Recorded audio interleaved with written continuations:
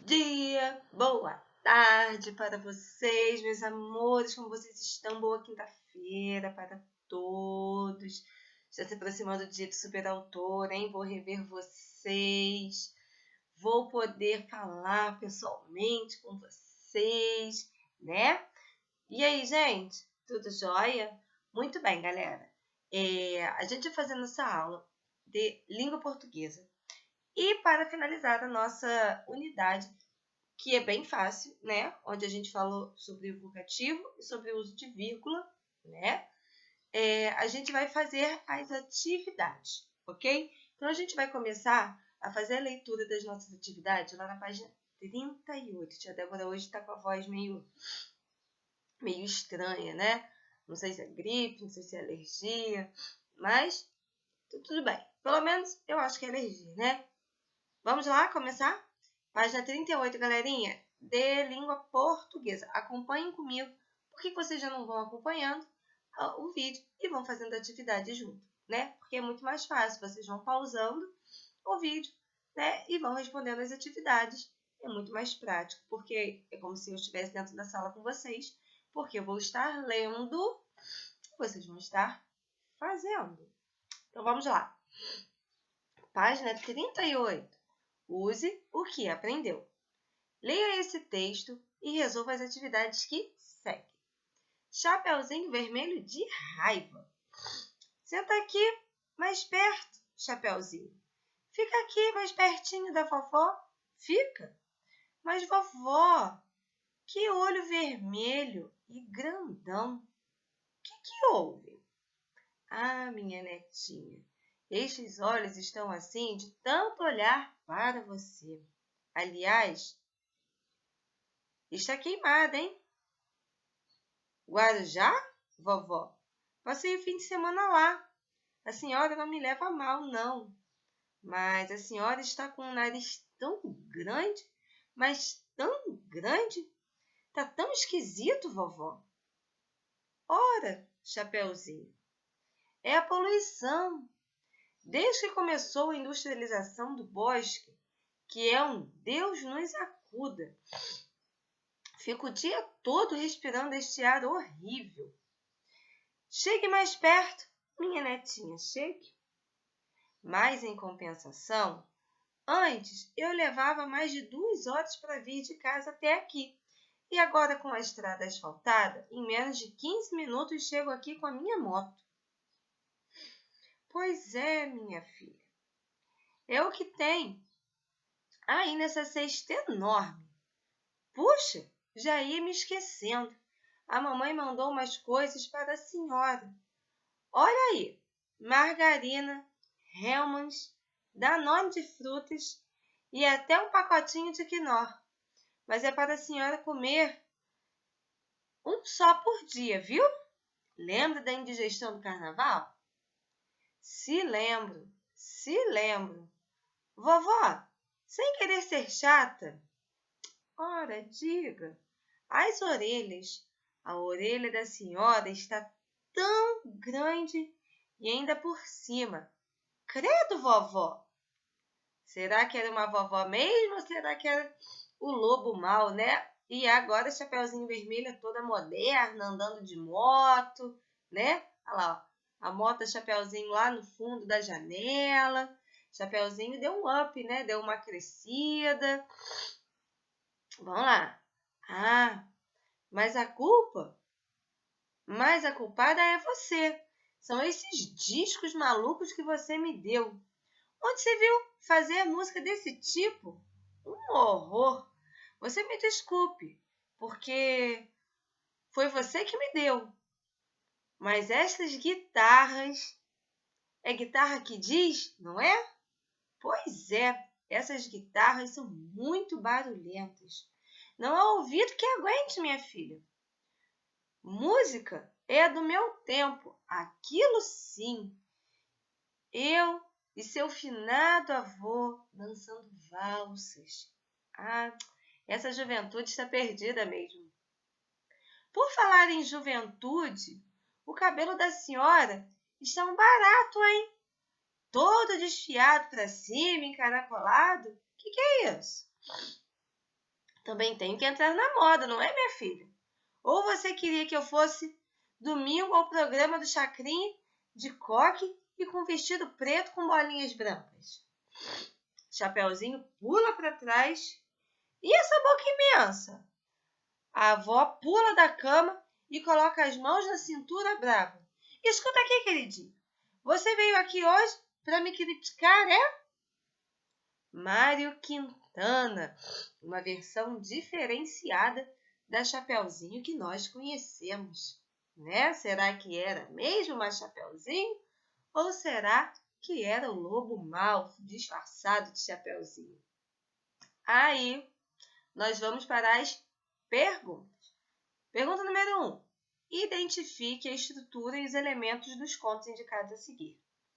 Vamos lá. Qual que é a situação inicial do texto? O que acontece lá no início do texto, né?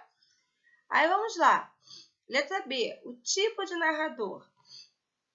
Ele é um narrador observador que está do lado de fora ou ele é um narrador que está presente dentro da história? E aí? Vamos ler lá no início que vocês vão conseguir identificar se a pessoa que está lendo, né, que está contando a história, ela está dentro da história ou ela está do lado de fora da história, né? Letra C. Qual é o desfecho dessa história? O lobo mau pegou a Chapeuzinho Vermelho? A Chapeuzinho Vermelho ficou feliz com a vovó, né? A Chapeuzinho Vermelho continuou ali de boa com a vovó, enquanto a vovó, né? A gente não sabe se realmente era um lobo, se não era, né? E o espaço central da história? Onde a história acontece, né? Onde que se passa essa história? Se passa na floresta? Se passa na casa da Chapeuzinho Vermelho? Se passa na casa da vovó, né? Só prestar atenção. Leiam o texto para poder responder, tá? Número 2. Diante de cada questionamento da menina, a vovó apresenta um argumento. Faça associação entre as colunas, ligando as características apontadas pela menina à justificativa dada pela avó. Então, vamos lá. Por que a avó estava dizendo que estava com olhos vermelhos? Por que a avó estava dizendo que estava com o nariz grande? E por que a avó estava dizendo que estava com as orelhas grandes? Né? Aí é fácil. Número 3. Justifique o uso dos sinais de pontuação destacados nos trechos a seguir. Por que a vírgula foi usada aqui antes do nome Chapeuzinho? Por quê? É um vocativo? O que vocês acham? É uma justificativa do nome, né? Vamos lá. Por que na letra B? Por que o travessão foi usado, né? Pensem aí, porque é bem fácil. Travessão, a gente usa travessão antes do que, né? Na letra C, por que tem um ponto de interrogação? O que o ponto de interrogação no final da frase significa?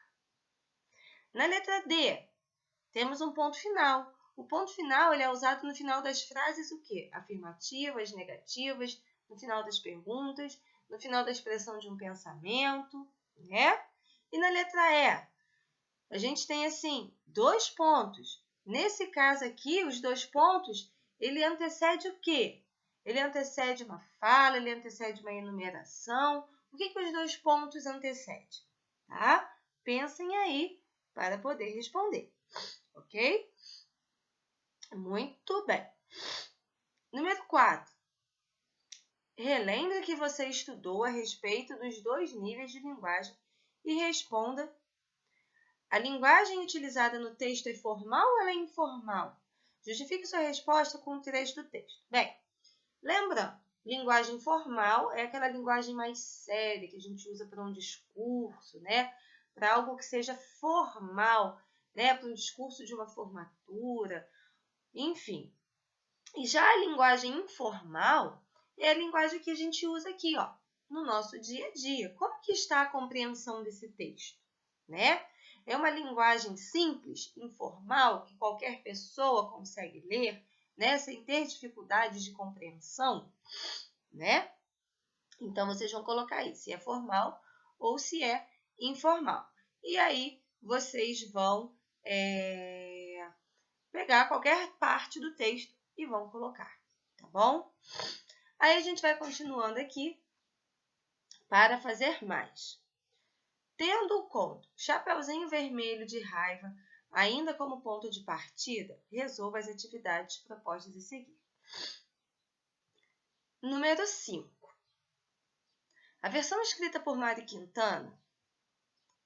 Prata, perdão. A versão escrita por Mário Prata, lá em cima, no início do texto, eu falei errado. É Mário Prata. Tem um conto de fadas como base? Qual é esse conto de fadas? Qual é aquele conto clássico, né? Que ele fez essa modificação? Porque os contos de fadas não são só aqueles que têm fadas, né? Os contos de fadas são aqueles contos clássicos, né? Imaginários, de princesas, de vampiros, né? Contos de terror também podem ser considerados contos de fadas, né? Esse é um chamado conto de fadas, mas é um conto de fadas diferente, né? De qual texto original? Porque o título desse texto é Chapeuzinho Vermelho de Raiva, né? Mas o Chapeuzinho Vermelho de Raiva veio de qual conto clássico? De qual conto de fadas que a gente conhece desde que a gente era bebezinho, né? Então, respondam aí. Número 6. Pense no texto original, que é o texto da Chapeuzinho Vermelho, com a vovozinha, o lobo mau, o caçador, né? Pense no texto original e no texto que você acabou de ler. Letra A. Qual das duas histórias acontece em uma época mais atual? O texto da Chapeuzinho Vermelho, lá de antigamente, ou esse texto de agora, né? Onde o Chapeuzinho já tem moto, onde a floresta que a vovó mora, o bosque que a vovó mora foi todo industrializado, já é asfaltado, né? A Chapeuzinho Vermelho não precisa mais passar por meio das árvores, lá dentro da floresta. Letra B. Procure no texto e copie um trecho que comprove a sua resposta. Então, vocês vão ter que voltar lá, né? Pode ser o trecho da moto, né? Que ela vem de moto, pode ser o trecho onde ela fala da industrialização, que ela chega na casa da vovó em 15 minutos, né? Aí vocês vejam lá o trecho que vocês querem escrever. Qualquer trecho que comprove que a história se passa nos dias atuais, certo? E no número 7, nós temos assim, contorne o vocativo dos trechos a seguir. Então, gente, lembrando que o vocativo, ele sempre vem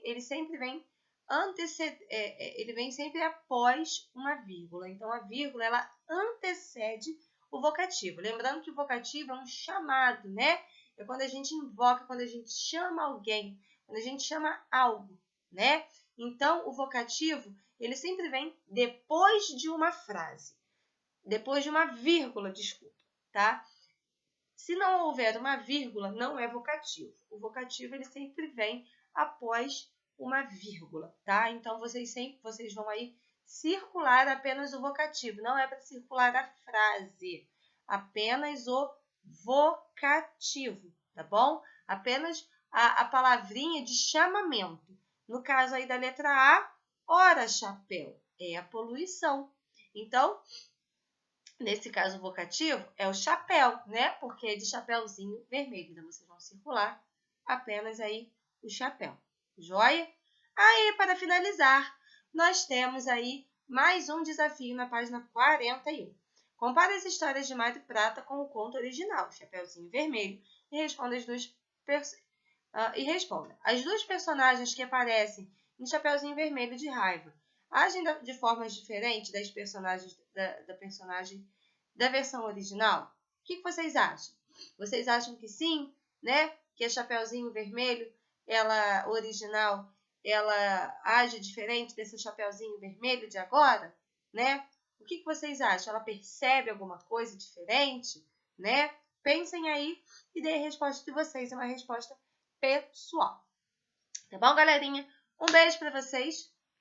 Boa quinta-feira e até a nossa próxima aula. Tchau, galera!